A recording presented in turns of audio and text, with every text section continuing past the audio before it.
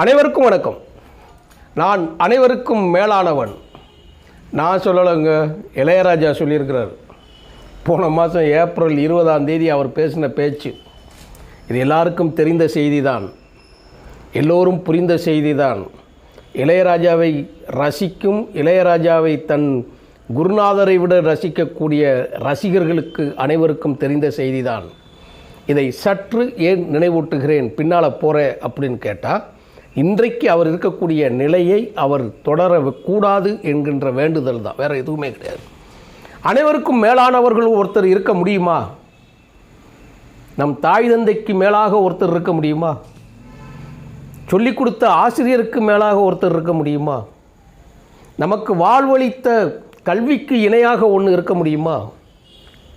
ஆனால் அனைத்துக்கும் நான் மேலானவன் அப்படி என்று சொன்னால், நீங்கள் யாருக்கு மேலானவருங்கிற கேள்வியை எங்களை மாதிரி ஆளுங்க கேட்போம். அதுதான் சிக்கல். எல்லோருக்கும் மேலானவர்கள் என்ற கேள்விகளுக்கு நீங்கள் நினைச்சிட்டிங்கன்னா உங்களை கேள்விக்கு உட்படுத்த முடியாது, உங்கள் பக்கத்தில் நாங்கள் வர முடியாது.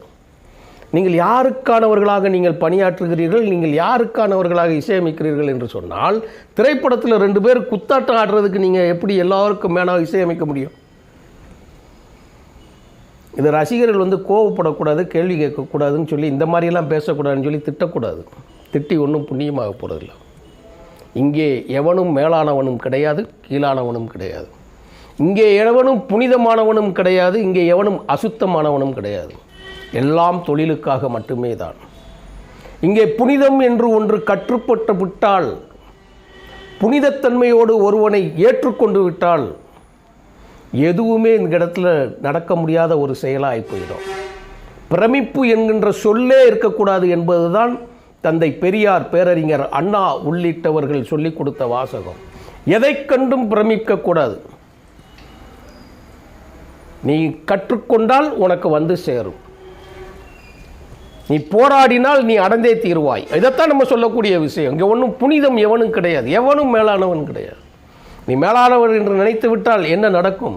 இதே இளையராஜா அவர்களோட குடும்பம், பாவலர் வரதராஜன் அவர்கள் பிறப்பு, வளர்ப்பு, இறப்பு, பாஸ்கர் அவர்களோட பிறப்பு, வளர்ப்பு, இறப்பு, கங்கை அமரனோட பிறப்பு, வளர்ப்பு, இறப்பு, இளையராஜாவுக்கும் அதுதான். பிறந்தோம், உழைத்தோம், சாப்பிட்டோம், செத்தோம், அவ்வளோதான். ஆனால் எல்லா தேவைக்கும் அதிகமாக வந்துவிட்ட பிறகு எந்த இடத்துல நீங்கள் போய் நான் அனைவருக்கும் மேலானவன் என்று சொல்லுகிறீர்கள் என்று சொன்னால், கோர்ட்லேயே போய் வாக்குமூலம் கொடுத்துருங்க. அதுதான் இந்த இடத்துல தப்பு. நீங்கள் யார்? நாங்கள் சொல்லணும் நீங்கள் அனைவருக்கும் மேலானவர் என்று, சக போட்டியாளர்களில் மேலானவர் என்று நாங்கள் சொல்லணும், நீங்களே சொல்லக்கூடாது. அந்த தவறை எங்கே போய் செஞ்சுருக்கிறீங்க? தன்னுடைய பாடலை 4500 பாடலை எக்கோ கம்பெனிக்கும் AKHI என்கின்ற நிறுவனத்திற்கும், பழைய டேப் ரெக்கார்டு இருக்கும், நாங்கள்லாம் டேப் ரெக்கார்டில் போட்டுக்கப்போ அதுக்கு முன்னாடி இசைத்தட்டு இருக்கும். ஒரு சினிமானா அந்த சினிமாவோட இசைத்தட்டு வரும், அது பெரிய இதில் சுற்றுவாங்க. அப்புறம் அதை எடுத்து ஒரு முள்ளை எடுத்து வைப்பாங்க. அப்புறம் டேப் ரெக்கார்டை அமுக்கி அந்த பாடல் ரெக்கார்டரில் வரும், அதுக்கு பென்ட்ரைவில் வரும். அப்புறம் அப்படியே சிடியிலேருந்து டிவிடியிலேருந்து அப்படியே போச்சு, எல்லாம் காலம் வந்துச்சுன்னு வைங்களேன். அப்போது ஒரு பாடலை உருவாக்கி அது டெலிவரி ஆகிற வரைக்கும் அதோட மொத்த செலவையும் செய்கிறது தயாரிப்பாளர். ஒரு திரைப்பட பாடலுக்கு சாமி பாடல்னாலும் அதை தயாரிக்கிறவங்களுக்கு தான் பொருந்தும். அந்த மியூசிக் டைரக்டர் வீட்டிலேருந்து தூங்கி எந்திரிக்கிறதுலேருந்து, அவர் போடுற டீ காஃபி உடையிலேருந்து, டீ காஃபிலேருந்து, டிரைவருக்கான சம்பளத்திலேருந்து, காருக்கான பெட்ரோல்லேருந்து, ஒட்டுமொத்த செட்டப் செலவு வரைக்கும், ரெக்கார்டிங் தியேட்டர்லேருந்து, பாடகருக்கு, பாடகிக்கு, இசைக்கலைஞர்கள் அத்தனை பேருக்கு, அந்த ரெக்கார்டிங் தியேட்டருக்கு இத்தனை மணிக்கு இத்தனை 1000 ரூபாய் லட்சத்தில் வாடகை கொடுத்து, உங்களுக்கு சம்பளம் கொடுத்து, ஒரு பாடல் உருவாகிறதுக்கு 20 லட்சம் ரூபாய், 25 லட்சம் ரூபாய் எனக்கு தேதிக்காகும்.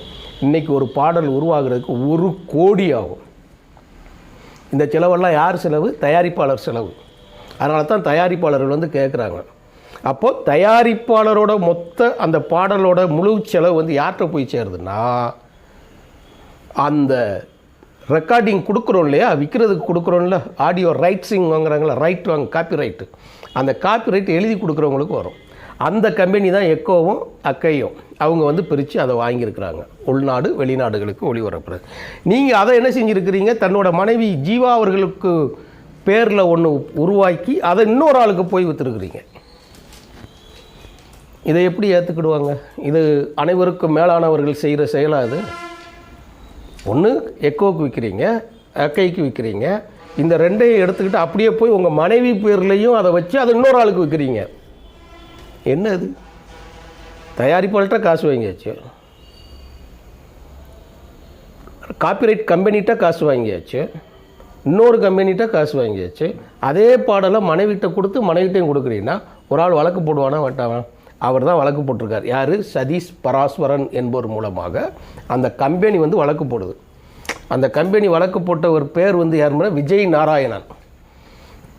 விஜய் நாராயணன் எக்கோ கம்பெனி மூலமாக போட்ட வழக்குக்கு பதிலாக நீங்கள் சதீஷ் பராஸ்வரன் மூலமாக கொடுக்குறீங்க.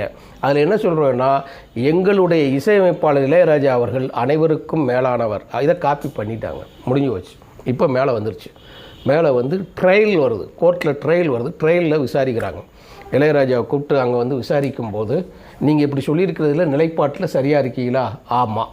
இந்த வழக்கை வந்து தனி டிவிஷன் பெஞ்சுக்கு கொண்டு வராங்க. அதில் விசாரிக்கிறது 2 பேர். ஒன்று ஆர் மாதவன், 2வது மதிப்புமிக்க முகமது ஷஃபீக் என்பவர் வந்து விசாரிக்கிறாங்க. அப்போ சொல்கிறாங்க, நீங்கள் சொன்னதில் ஏற்கனவே உண்மைதானான்னு கேட்குறாங்க. நம்ப முடியல ஜட்ஜுக்கு. அனைவருக்கும் நான் மேலானவன் ஒருத்தன் சொல்லுவானா? நீதிபதிக்கு நம்ப முடியல. இசைக்கடவுள் என்று ஒருத்தர் சொல்லுவாப்பிலையா? நீதிபதிக்கு நம்ப முடியலை. இப்போ அபிடவிட் வாங்குறார். அப்போது இளையராஜா சார்பாக யார் வந்து பார்த்தீங்கன்னா இதே சதீஷ் பராஸ்வரன் தான் வர்றாரு. இல்லை, ஆமாம். இதை வந்து இந்த விஜய் நாராயண்கிற எக்கோ கம்பெனியோட வழக்கறிஞர், நாங்கள் இப்படி போய் கேட்க போனால் இளையராஜா அவர் எல்லாருக்கும் மேலானவர், அவரை கேள்வி கேட்கக்கூடாதுன்னு சொல்கிறான்னு சொல்லி கோர்ட்டில் சொல்லும்போது நீங்கள் சொன்னீங்களான்னு கேட்டால், அப்போ அவர் சொல்கிற பதில், ஆம், நான் எல்லோருக்கும் மேலானவன் தான். வீம்புக்காக இதை சொல்வதாக நினைக்க வேண்டாம். இது இளையராஜா தரப்பில் சொன்னது. ஜட்ஜு நடுங்கி போயிட்டாப்பு. என்னையா நடக்கு நாட்டில்? இப்படித்தான் நம்ம பிரதமரும் சொல்லிக்கிட்டு இருக்கிறாரு. நம்ம பிரதமர் மோடி அவர்கள் இதே வார்த்தையை தான் சொல்லிக்கிறார், கடவுளால் நான் அனுப்பப்பட்டவர். இப்போ யோசிச்சு பாருங்கள், ரெண்டையும் கனெக்ட் பண்ணி பாருங்கள். இந்த 2 பேரும் 3 நாளைக்கு முன்னாடி சந்தித்தாங்க. கரெக்டாக தான். இப்போ என்ன பிரச்சனை வருதுங்கிறது தான் இப்போ நான் சொல்கிற போகிறேன் பாருங்கள். அதில் வந்து சொல்கிறாருன்னா, ஏப்ரல் 17, 2024 நடந்த விசாரணையில் வந்து நீதிபதி ஆர் மாதவன் ஒன்று குறிப்பிடுதார். எல்லோருக்கும் மேலானவன் என்று நீங்கள் வந்து யாரும் இசையில் மேலானவன் என்ன அப்படி சொல்லணும்னா, நான் 3 பேருக்கு காப்பிரைட் கொடுப்பேன்.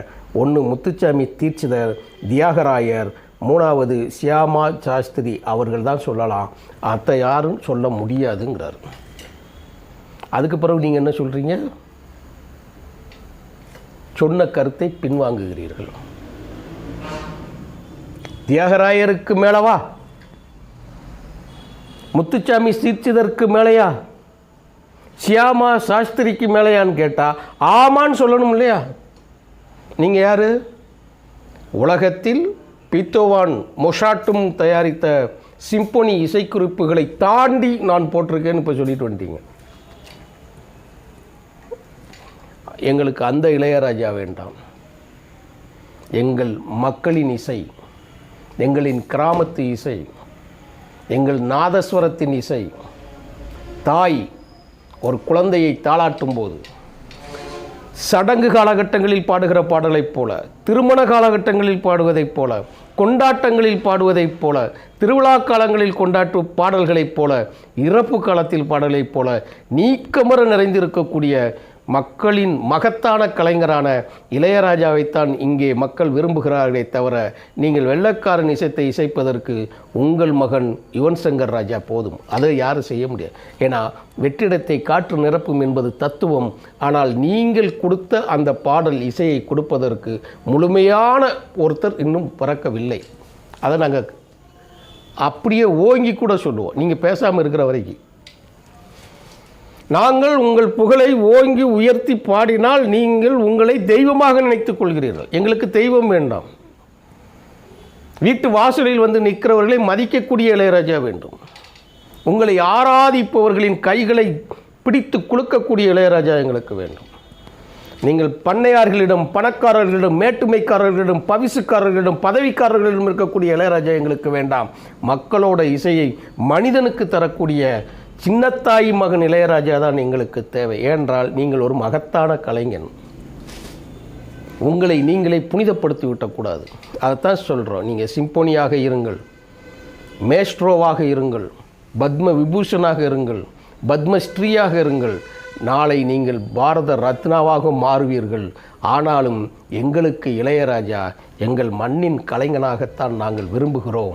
இதை இந்த இடத்துல மேலானவன் கீழானவன் என்று நீங்கள் சொல்லுவதற்காக, அதை நிறுவுவதற்காக இந்த வழக்கு மீண்டும் ட்ரையலுக்கு வரும்போது இளையராஜா அவர்கள் நீதிமன்ற படிக்கட்டுகளில் ஏற வேண்டாம். ஏன்னா நீங்கள் ஒரு பெரிய புகழ் பீடத்தை கட்டியிருக்கிறீர்கள், சிதைந்து போகும். உங்கள் கண்ணுக்கு பிறகு இன்னும் 1000 ஆண்டுகளாக தமிழ் திரை இசை பாடல்களால் மட்டுமல்ல, அது தமிழ்நாட்டின் குரல் இசையாக அது நிலைத்து நிற்க வேண்டும் என்பதற்காக யூனிவர்ஸ் மூலமாக இளையராஜா அவர்களை வேண்டி விரும்பி கேட்டு விடைபெறுகிறேன். நன்றி, வணக்கம் தோழர்கள்.